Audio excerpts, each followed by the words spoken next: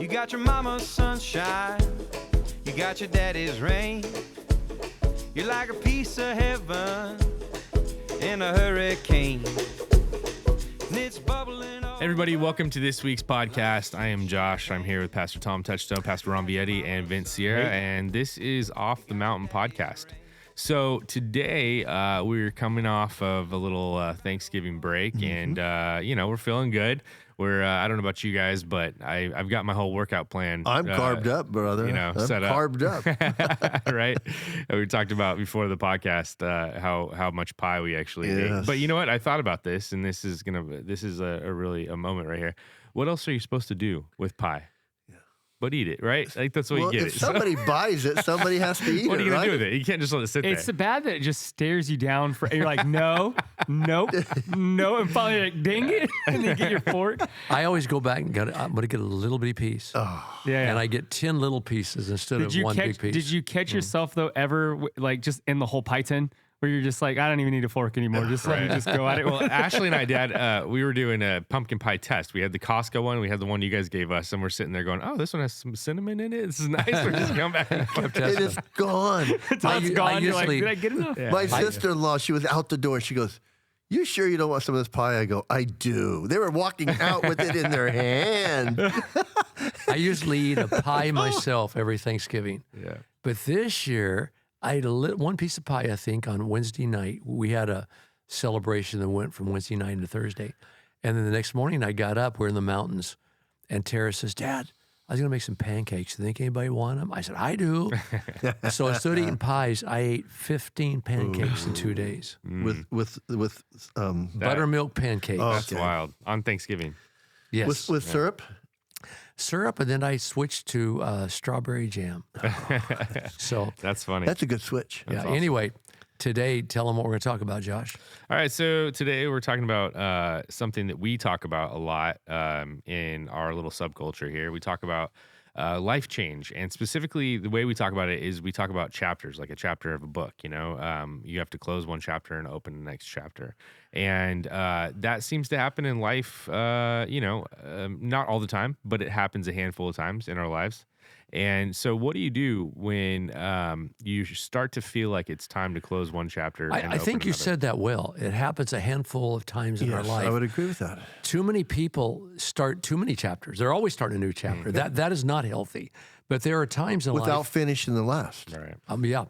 There are times in life when there's a need to start new chapters. What are some of those possible times? You go through a nasty divorce. Death of someone close. This weekend, I lost somebody very close to me, and it was my brother-in-law, and I've kind of been his big brother for now years. I'm kind of the one he goes to. I feel responsible for him, and he passed away, and now I have to start a new chapter in the fact that, and I don't say this for pity. Please don't get me wrong. But through all these decades, I have poured myself into ministry. I mean, 70 hours a week I worked on and on. I didn't cultivate or hold on to friendships. And he was my last friend standing almost. I would call him every day. We'd talk about baseball, talk about football. And now I told my wife, I said, my last friend standing is gone. The last one that I really considered somebody that I would talk to outside of business. I'm friends with you guys. And so I'm starting a new chapter, and I told my wife, I said, you're my best friend. And it really, again, a lot of people don't see this. I'm a pastor of a mega church. But if you ask me, who's your best friend you hang out with? I don't have one. Not that I don't want one. It's just that I haven't cultivated the relationships over the years. And so it's kind of a real lonely position to be in. People automatically assume, mega pastor, you got these thousands of people. No, I don't. In my life, I don't have. So when you have the death of someone close to you, sometimes that's the reason to start a new chapter. Spiritual stagnation. Sometimes you have to start a new chapter. Moving to a new community like Tom, moving to Nashville, that is definitely the start of a new chapter. But some people out there are always starting new chapters, and usually that's a problem that needs to be resolved, because you don't start them all the time. But maybe every 2 or 3 years or so, you have to start a new chapter. And I got a lot to say about it in the beginning. And we'll talk more as we go on. But anything you guys want to say about that? Well, because there again, I've been through a divorce. And I like when you brought that up because it's so imperative. I do a lot of speaking. I speak to men's groups, and when they always ask me how long I've been married, I tell them I've been married 40 years, but not to the same woman. Because that first 11 years has to be accounted for, right? Yes. That was a marriage that I failed in. So when I closed that chapter, that's one of the things I had to realize was I could be that same person going into a new one. And that's why I tell everybody, Tom knew he was screwed up. I could just look back.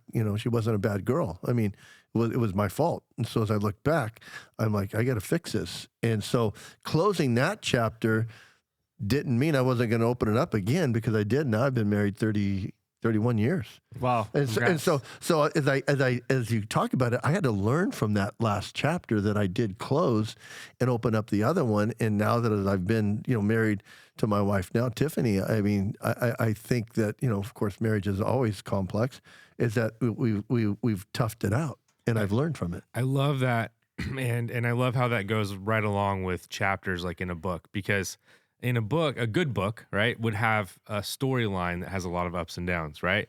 And a good book is you're gonna be led through a story where you get to a point where you're stuck, or there's a dead end, or there's a danger that you can't pass, right? And then something comes through, and you're able to pass through. A hero comes and saves you, or you get the courage to save yourself, whatever it is, right? Right. What's cool about that idea in our lives is that we all have moments where in our lives that we're not proud of. We all have moments in our lives where we've been down for a while or whatever. It hasn't been a straight, march, up.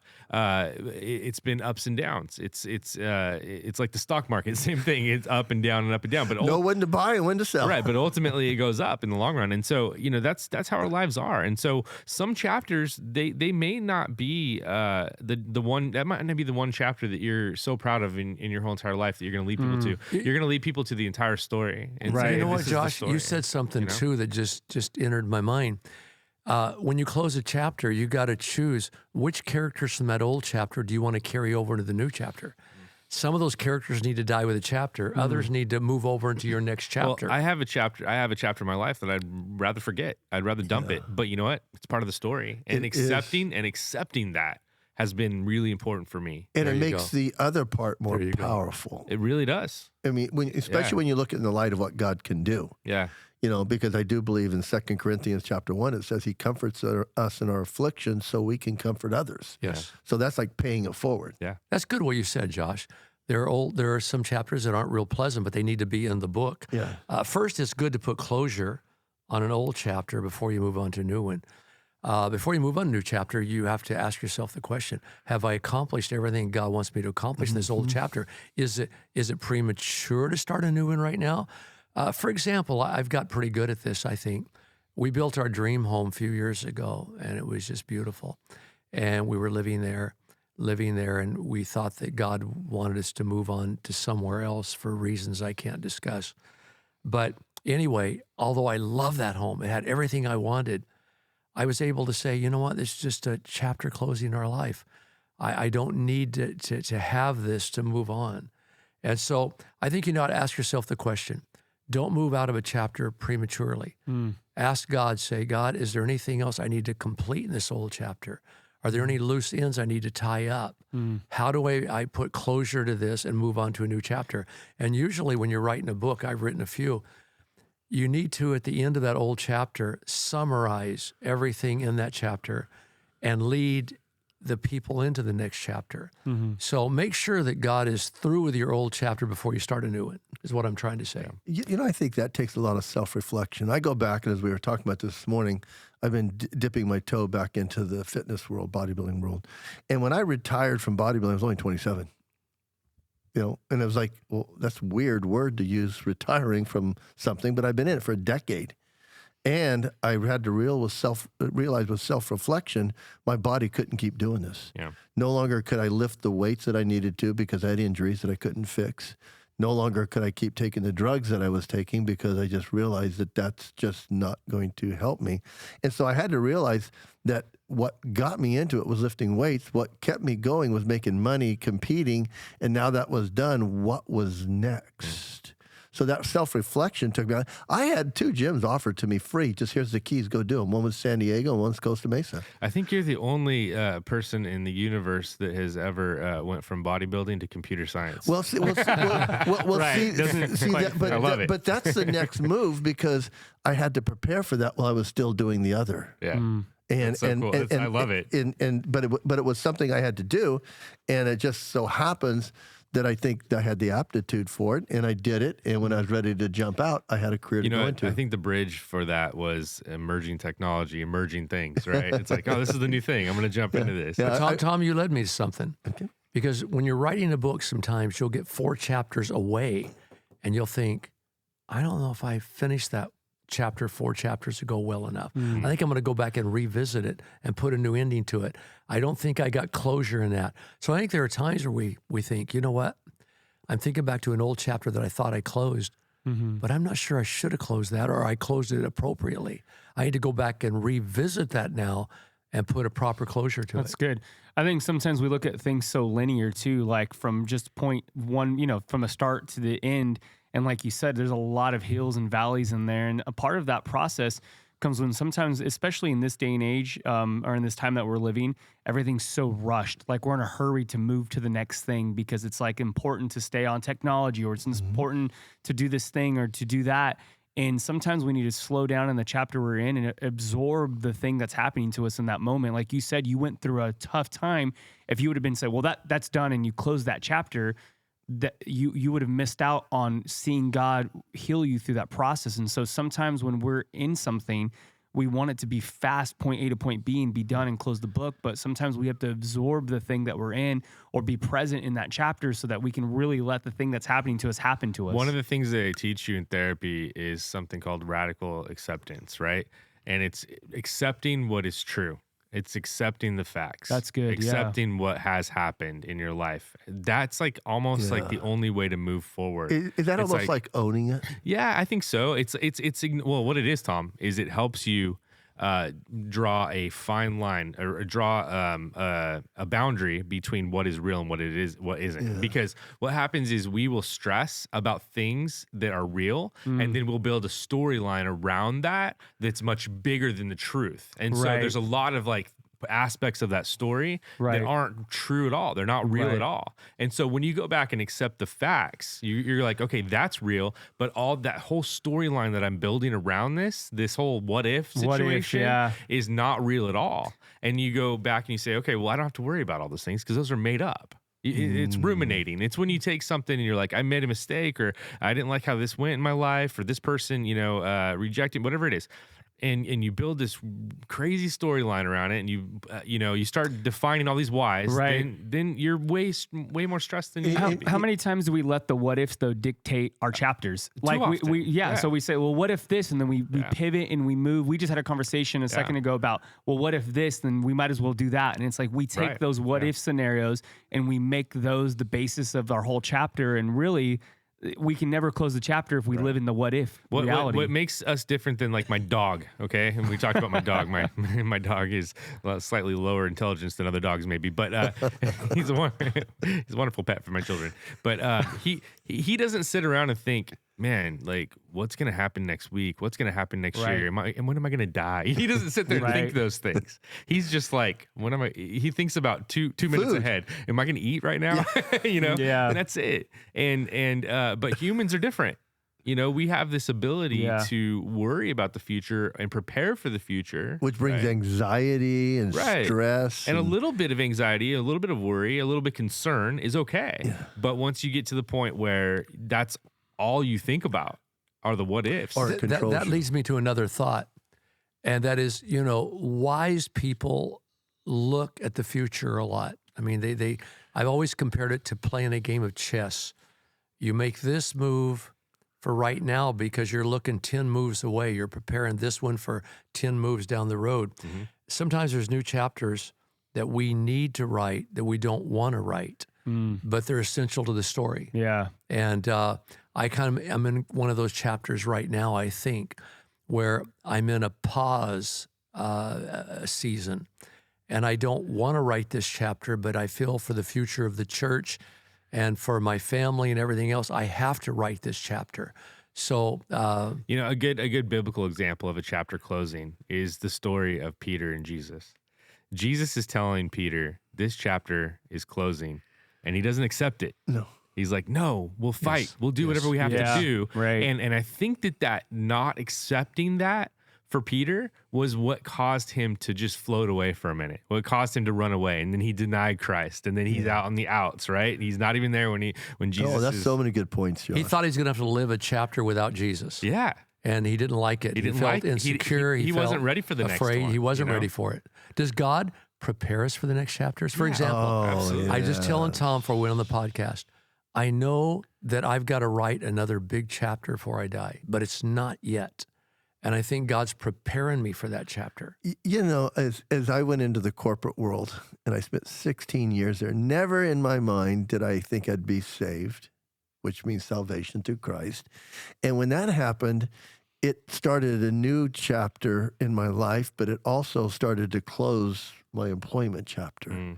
And I remember that first time when you sat down with me, Pastor, I was meeting with you and Debbie, and I was single. And you asked me if I already thought about going to ministry. I said, not really, because I'm just qualified. And you go, no, you're not. You know, just be a one-woman man now, you know? Yeah. And I was like, I can do that. But it was that one where it started that, and I do believe that God does prepare you for that. Because it was so funny. I remember I was in a master's program for MIS, and I finished it, and the next month I moved into the ministry. I was like, well, that was that was a nice suggestion in my life. But you did something. But I did because it's all I knew what to do. Yeah. But God came in and says, I'm going to have you go another direction. Even Peter, though, going back to him, he's out fishing after Jesus died. Right. Because that's what he knew to do. He Right. went back to fishing, but then Jesus met him there. Yeah. And he said, no.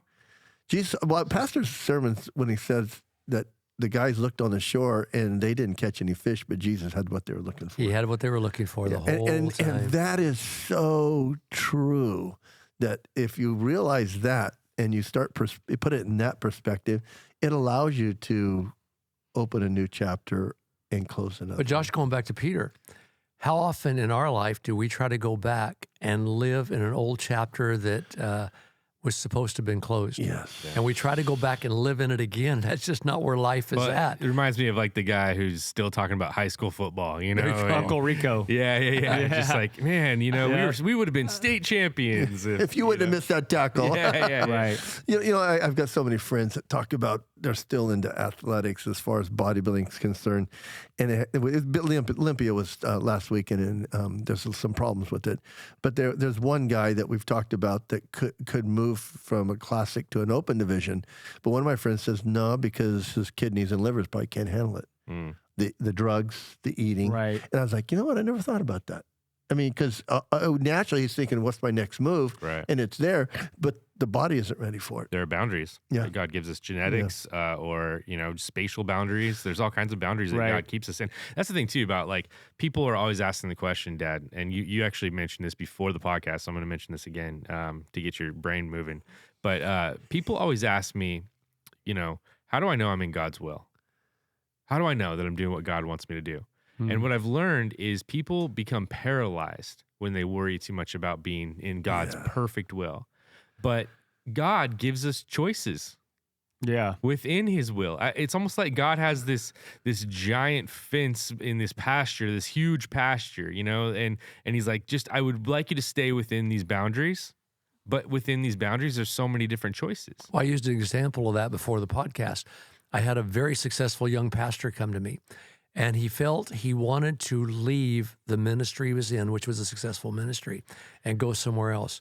And for like a year, he had been just wrestling with it, going, God's not talking to me. I don't know what God's will is. And he was at a point of torturing himself. I don't know what God's will is. I said, what do you want to do? He said, well, I said, just go do it.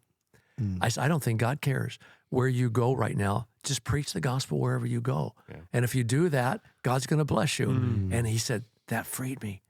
You mean I don't have to wait for this voice or this? I said, no, just go where you want to go.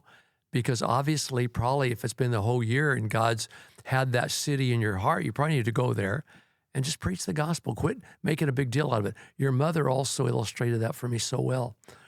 when I was dying of leukemia, I went to get prayed for. It's a long God story. Anyway, I was dying, and this guy prayed for me, this radical preacher. And when he prayed for me, the leukemia went into remission right away in the one prayer. I mean, every week my blood count was going up, up, up, up, and that's what it was supposed to do. He prayed for me, and my blood count froze 1 week, 2 weeks, 3 weeks, 4 weeks, 6 weeks. And the nurses were even saying, this is a miracle. This never happens. This never happens. Well, then I got the invitation from UCLA to take a pill that they were going to start a trial with. This pill, they said, could be the silver bullet for your kind of leukemia. Well, long story short, they invited me to start the trial off. And I thought, oh my goodness, every day I would pray and say, God, what do I do? What do I do? What do I do? You know, if I take this pill and it works and it gets rid of my leukemia, then I'm going to rob you of a victory because maybe I'm already healed. This guy prayed for me and right now it's in remission and I struggle. Do I take the pill? Don't I take the pill? Don't I? Finally, my wife said, why are you torturing yourself? Just do what you want to do. God's not going to be mad at you. I said, but what if I rob God from a victory, you know, a testimony? Because since this guy prayed for me, I'm in remission. And if I take this pill, I might ruin that testimony. And it was, she just told me, do what you want to do. And it was like God spoke through her that day. God's not going to be mad at you either way. And so I took the pill. And so I think you're right, Josh. Sometimes we're torturing ourselves. What's crazy is just like a couple years ago and before COVID, I was going to move to Idaho. You remember this story. And I had lived in Ventura County for 10 years. And I just thought, I didn't think I wanted to come back to Bakersfield. In fact, I was pretty adamant that I didn't want to come back to Bakersfield. I didn't want to leave Ventura necessarily, but there was an opportunity in Idaho. And so I went there. They flew me out, laid out the carpet for me and said, hey, we have this amazing job for you. If you want it, it's yours. And I thought, oh, good, I can just move on. Like, I can just move. This is going to be easy. I can move on. And something prompted me to talk to Pastor Ron. And I honestly, I thought this is how I thought the conversation was going. I was going to call Pastor and say, hey, they offered me this job in Idaho, and, you know, I'm going to take it. At that time, I was working super part-time for the church, and I thought he'd be like, you know what, you probably need to go to Idaho. That's what I thought you were going to say to me. I was hoping that was kind of what you were going to say. Just go ahead and go. And you said, you know what, Vince? I could really use you back in Bakersfield right now. This is pre-COVID. This is pre-anything. And I thought, oh, no. I didn't expect you to say that, but it was also one of those things that I knew in that chapter that God wasn't wanting me to just go, boom, shut this chapter down and move on. And for you to even say that, whatever day I caught you on, to be like, come back to Bakersfield. I can really use your help here. I thought you were saying, nah, man, like, good luck in Idaho. But God was doing something there. And had I not just taken the time and said, you know what, I'm going to give Pastor Ron a call, see what he thinks. And not even think, just let him know, like, I almost wanted your blessing to move on. And you didn't necessarily give me that. You said, hey, I really would love your help in Bakersfield. You know, it says it in Proverbs over and over again. And I say to any younger people, especially that are listening to us or watching us today, go to your elders and get wisdom on decisions that are even halfway big. That's the way God leads and guides you. I think when you fulfill Scripture, God will recognize that and anoint that. And I say to all of you, really, when you have a halfway big decision in your life, a half big decision or whatever, how you want to say it, I'm kind of getting tongue-tied here again today. Go seek out wisdom. What does it hurt? And say, what would you do if you were me?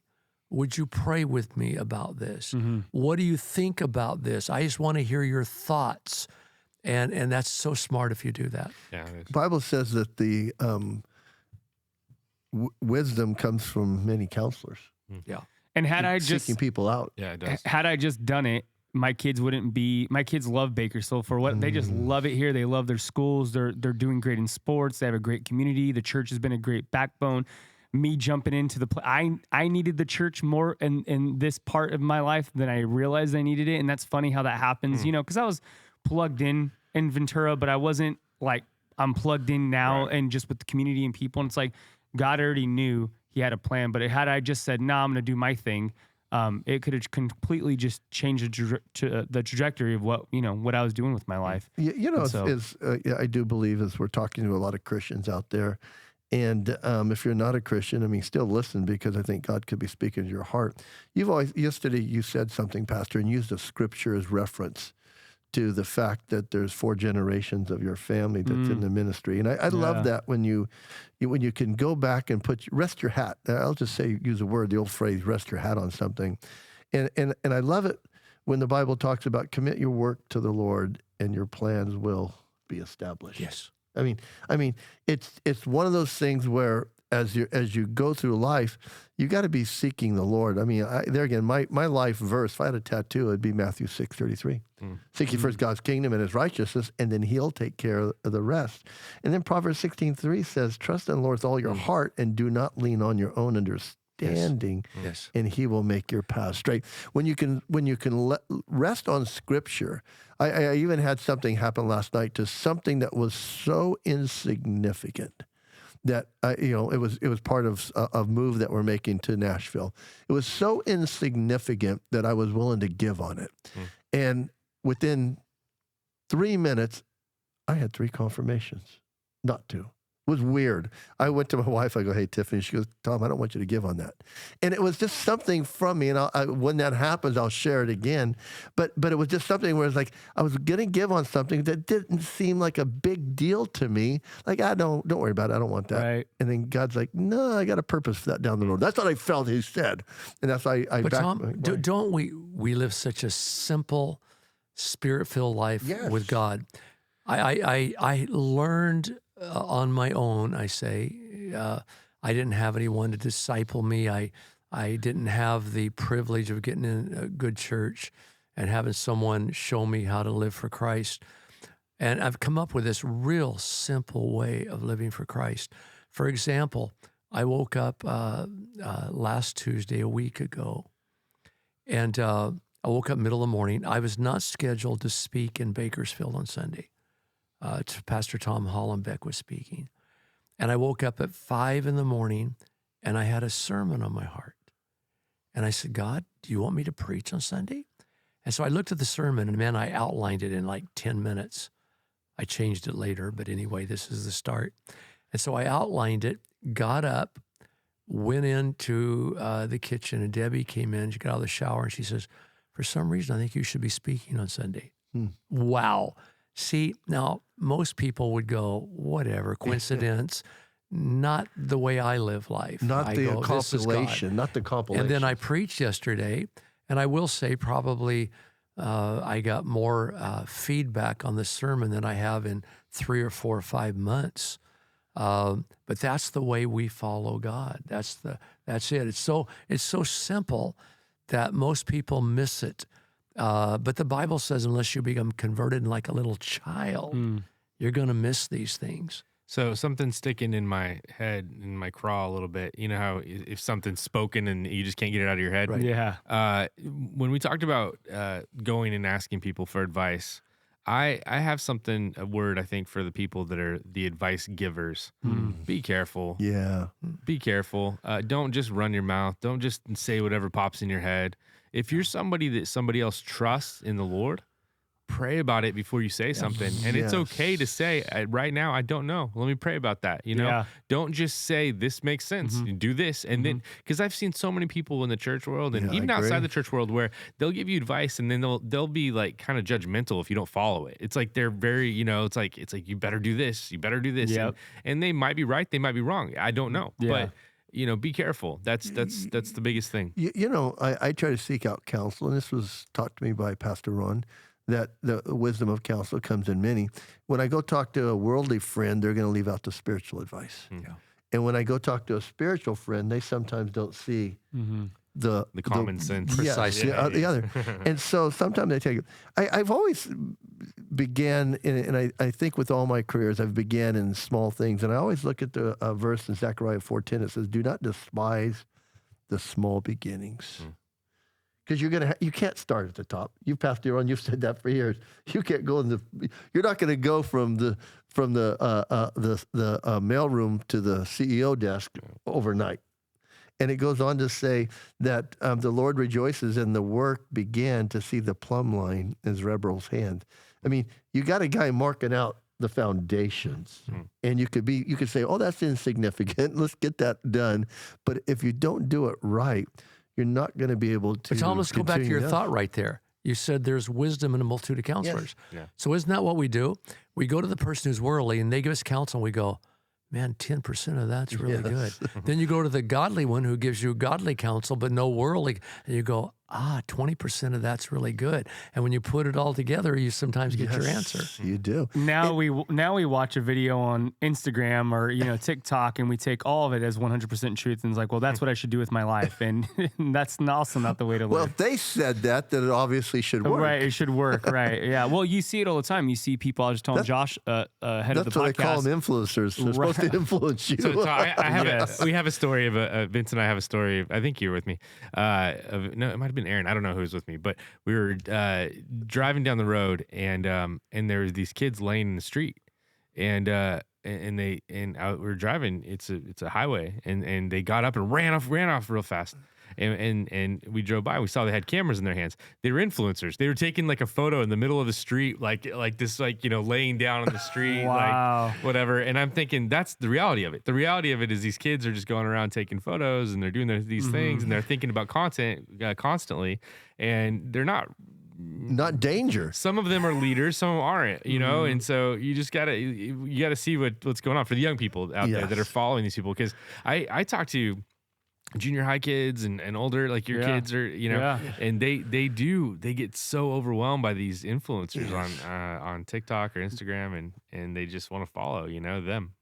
You can always know when a new fitness guy comes out because people start to dress like them. And there was a couple of friends of mine, David, Peter, Paul, and they were called the Barbarian Brothers, and they worked out in boots and jeans and flannels. And so people were showing up to the gym with boots, jeans, and flannels on in the 80s. No way. And so it's like you could see that those were the and they called them the Barbarian Brothers. and so there's a new guy out there who's got some influence.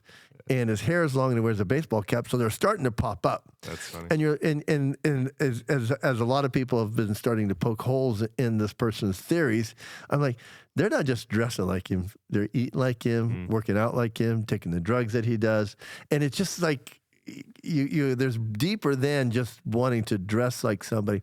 And I do believe that's where you have to, like you said, Josh, look at the character. Jesus refers to us as sheep, right? Yeah. And Vince and I went out and shot a video of sheep, and Vince got some drone footage of these sheep, and watching them walk around in their flock you can Google drone footage of sheep. Right. It's amazing. It's like an organism. Yeah, it is. I don't know who the leader is. It's I don't know who's in charge. It's like those birds that fly in patterns. Yeah, they're just like all going together, and maybe there's there's a couple on the outskirts, but they're all just kind of. And if one runs, they all run together. They all take off. They bolt. It's crazy. God referred to us as sheep, and it's one of the dumber animals out there. So I don't know if that's a compliment or not. Well, he said he'll use the foolish things of the world to shame the wise. Shame the wise. And I'm sure I'm on the foolish things side. But there again, as you're out there, I do believe that it's good to know it's time to do something. Then you need to talk about how am I going to do it. Okay, you led me right into it. I want to tell our people that they might want to consider some of the following things before starting a new chapter. And the first one is you might want to consider, how is this new chapter I'm starting going to affect my family? My family. That's one thing you ought to consider. For example, let's say I have the chance to start a new chapter in my life, and that chapter involves me inheriting or being able to purchase this crazy, insane, cool island in the middle of nowhere. And it's got a mansion on it, everything. If your family's never able to come there and enjoy it with you or your friends, is that going to be a lot of fun to live on this enchanted, wonderful, luxurious island all by yourself? Maybe for a day or two. By yourself? Just because you can, right, Pastor? Yes. Just because you can doesn't mean you should. That's good, Tom. Yeah. I love it, Pastor, because you've taught us that. I mean, one of the biggest confirmations was when my wife came to me and says, Tom, I need a confirmation for Nashville. I know you've got them. And I was like, it's kind of like, well, okay, well, mine are good. But you need yours. And within a half hour after I prayed for her, she came back. She goes, we're moving. And she had her confirmation. I've shared that before on other podcasts. That's a big chapter. Big chapter. Yeah. When she came back and did it, and she called me a half hour later, we're moving. I was like, well, okay, what happened? She goes, no, I'll tell you when I get home. I go, no, tell me now. But she told me when she got home. I mean, basically, it was a crazy story that she had that convinced her. and I keep looking at her, and just, telling her that was huge for me to know that I was seeking the right direction because we're one flesh. That's Well, let such me a- tie that in, though. Tie that in to what I just said.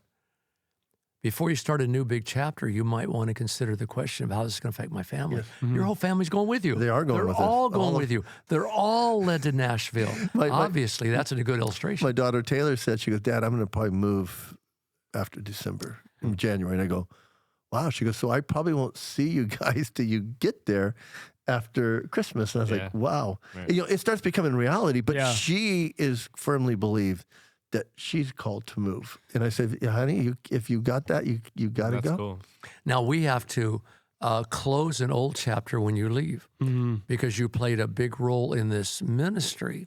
And so right now we're trying to figure out how to end that old chapter Right. and how we're going to start a new one. The new one's entitled Church Without Tom. Right. That's the title of our You know new what I chapter. you know what I love about this though, and I love that about your chapter, Tom, is if you were just if it was it would have been easier for you to say, I'm just going to continue to just live out the rest of my life here in Bakersfield. You have great community here. You're a big part of the church, like Pastor Ron said.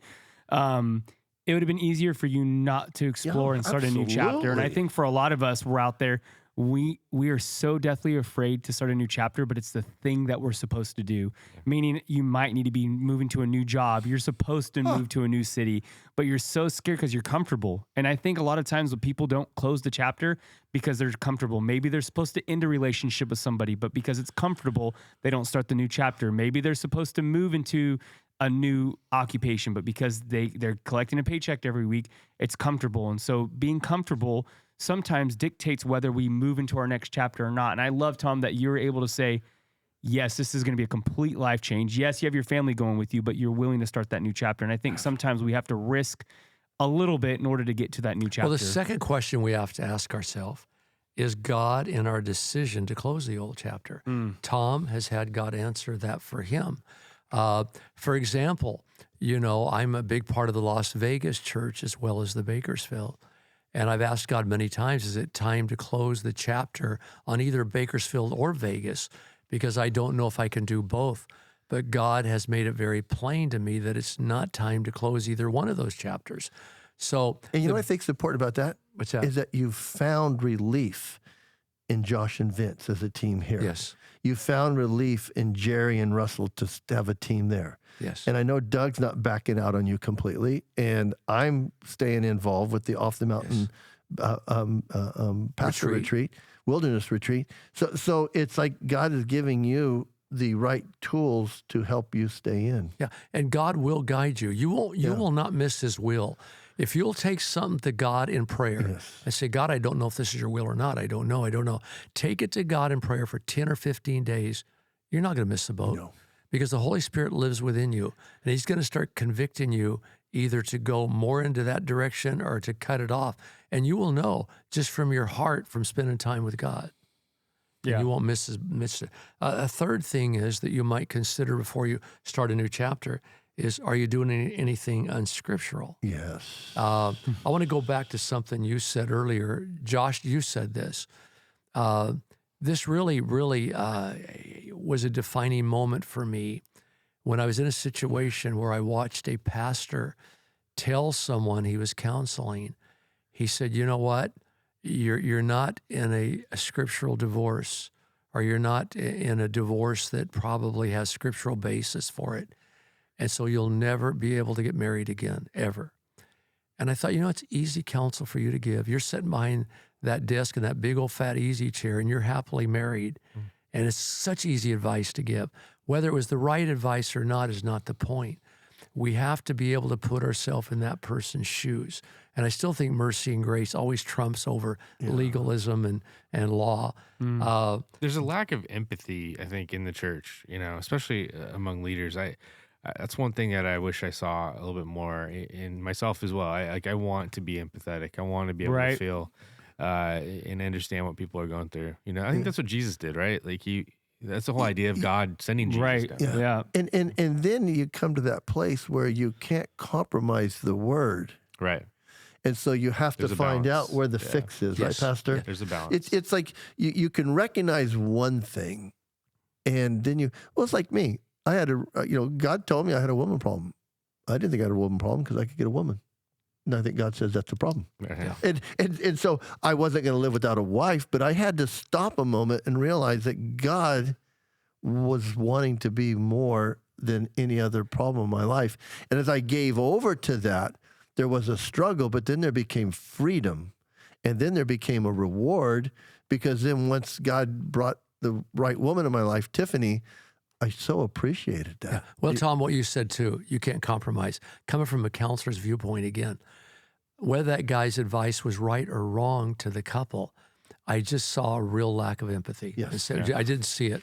Well, like Tom said, there's a balance, right? Like That's what I was going to get to. And some people, There's a balance. They're way too far on the legalism side, and there's no empathy at all. Right. There's some people are way too far on the do whatever you please want, side. yeah. You know, That's and where I was going. Yeah. There are other times where I'm sitting there going, I hate to say this to you because it's not comfortable and it's not something you want to hear. But the Word of God says this. Yeah. And if you want to be a Christian, you need to line up with that. And it's how you package it too. It's like Yes, it is. it's like this is the truth. You know, we need to accept it. But look at the good side of this. Like there's a Yes. lot of blessings that can come into your life because this is the truth. The truth will what? Set you Set free. you free. I And mean, that's every why, time. yeah, the woman at the well, right? Yeah. Jesus came in, he said, wait, hold on, how many husbands? So it's like, there's going to be moments where you're going to know the situation. That's why relationships are important, because if you have a relationship with somebody and you're able to go to them and say, that's not the way to go about it, they're going to receive it 1,000 times more than if you just, some random dude off the street and say, this isn't right. They're not going to receive it. So But you got to go back relationship to is huge. Scripture. Scripture is our guide. If you're thinking about starting a new chapter and you say, I'm going to divorce my spouse, it's time. Make Right. sure you have a scriptural reason for that. And I'm not becoming legalistic. Maybe I should rephrase that. Make sure that God is in the approval of that situations. Cutting off family members. I got to start a new chapter. Now, there are times where you might have to cut off family members, but get counsel on that, because right out of the starting gate, usually it's not God's will for you to cut off family members. Might be some exceptions to the rule. Staying in business with a non-believer. Usually you're not supposed to do that, but there are exceptions to the rule. Again, it goes back to what I said earlier. Get godly counsel. I didn't just say counsel. Godly counsel. Someone who knows the Scripture, who knows how to hear God's voice. And again, Josh, I think if you get godly counsel and from someone that really walks with God, you're going to see that spirit of empathy. Yeah. It's going to be there.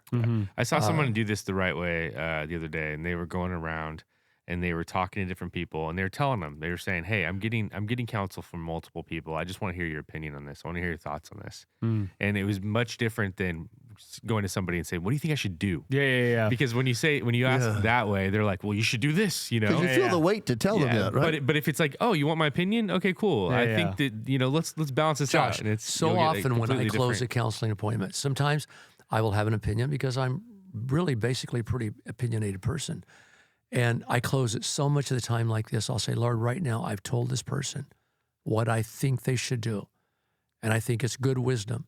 But if I'm wrong, check their spirit by the time they get home and by the time they go to bed tonight, and let them know if that was Pastor Ron's opinion, but it's not, what I want you to do. So I always try to close with a prayer of going, I think I'm giving you godly counsel. Sometimes I really know I am. Other times I go, I'm not sure, but I think I am. But you get this confirmed by God before you follow it. Yeah, for sure. Something that sometimes people will try to avoid, but you can't, is maybe a setback or maybe, a challenge. And I think you have to keep an adaptability and resiliency to you. Even if you're on the right track, it may not go all smooth sailing, right? Right. What's the old saying about ships? A smooth Perfect weather doesn't make good sailors. Yes. So you have to be tested, and you might be on the right track, but you can't look at a setback or a challenge as saying this isn't the right decision. Right. Yeah. Because there are going to be those things. We see it in the Bible. Yeah. Romans 8:28 there for a reason, right? Yeah. Right. There's certain times and occasions when you're probably not going to be able to accomplish God's will for your life if you don't write a new chapter. That's one of the things that I really like about walking with the Lord is these new chapters can be very, very exciting. I'm one of these that, if I'm in a comfort zone too long, I start getting bored. I don't like it. I like the thrill. I like the adventure. And so sometimes I'm tempted to go a different direction than most people. I'm older. And let me say something today, too. I saw a guy in the gym today, and he came over and he says, "How old are you?" And he said, "Aren't you?" And he gave an age that's 9 years older than what I am. And I thought, come on, dude. If you're going to do that, at least go with a younger age. Did he have jeans and a flannel on? I mean, when I want to go back to that. Tom, you say we follow, role models on and on.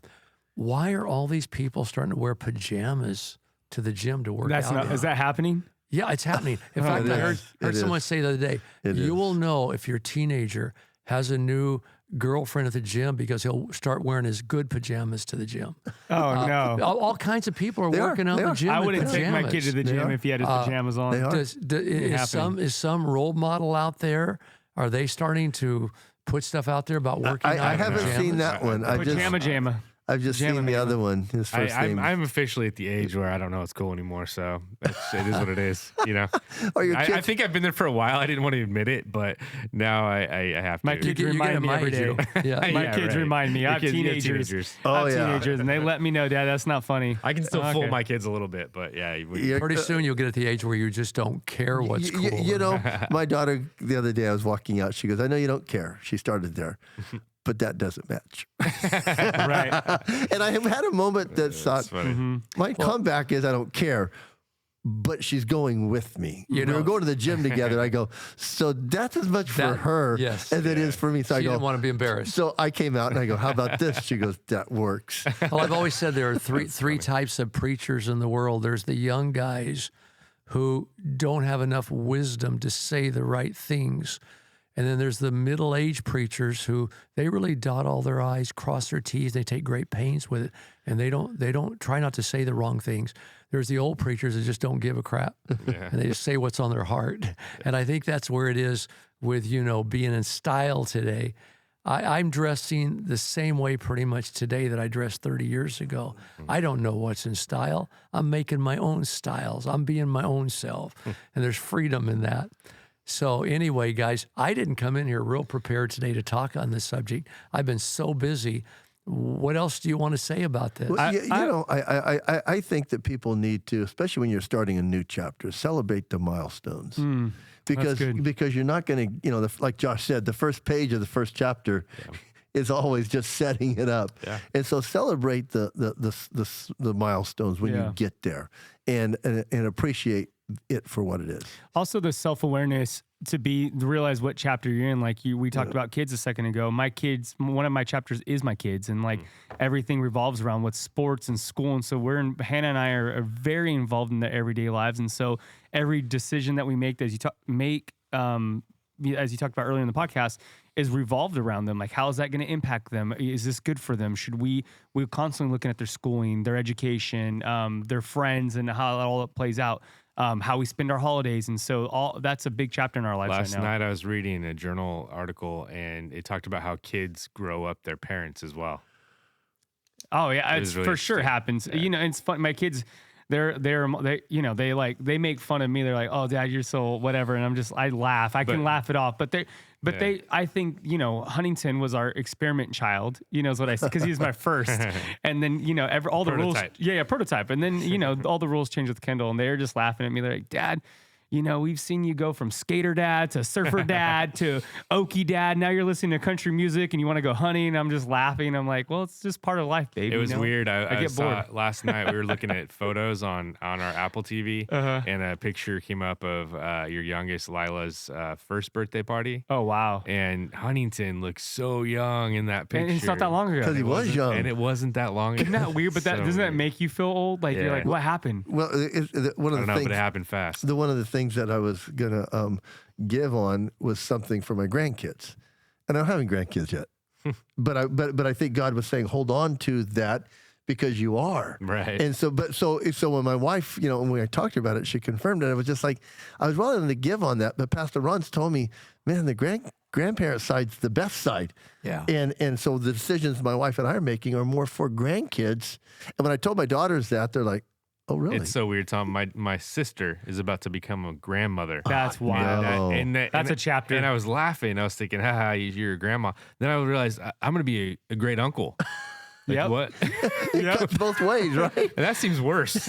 Yeah, that was my great uncle. And then- My great uncle. It's like runner up or That is something. worse. That is worse. Well, you know what? We're going to start a new chapter on this podcast in Yeah. January. In January, I'm going to start inviting some guests to Ooh, come I in. love that. Some special guests. And it's going to be interesting. Not every week, but maybe once a month, there's going to be a Yeah. special guest. I love that. And then number 2 is we would love it if you guys would send us some subjects you want to hear. We now have how many podcasts out? Almost 60. Almost This 60. is 58. And I'm kind of running out of subjects. Now, of course, we bring the guests on. It'll be different Yes, subjects. it will. But we're going to enter a new chapter. I like that.